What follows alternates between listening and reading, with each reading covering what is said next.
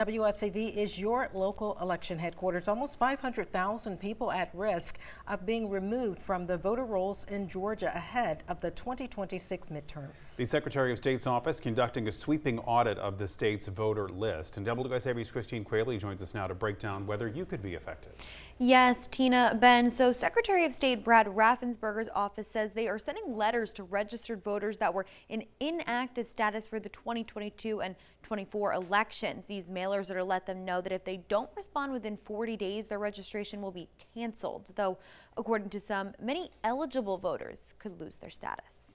477,883. That's how many people the Georgia Secretary of State's office says can expect to receive a letter letting them know they're at risk of having their voter registration canceled, which would mean they can't vote. They're sending out notifications that your voter registration has become inactive, and you're invited to respond onto the Secretary of State's website and basically say, hey, I'm still here. Under Georgia law, a registered voter becomes inactive if they've had no contact with their elections office for 5 or more years for any reason. If you have these loose ends because someone moved or someone died or whatnot, you have the opportunity for voter fraud or misrepresentation or other activities that would skew our election results. How many voting machines do we need to put at one polling location?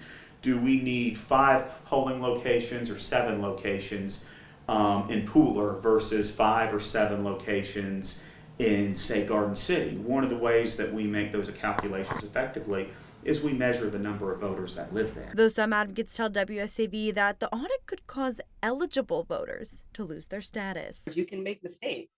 We even had 2 super voters here who were staff members at Fair Fight. They vote in every election who received letters that they may be marked inactive.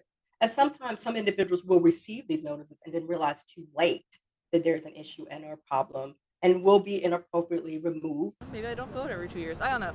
If I got kicked off, that would be inconvenient because I'd probably go to vote and then not realize that I wasn't registered.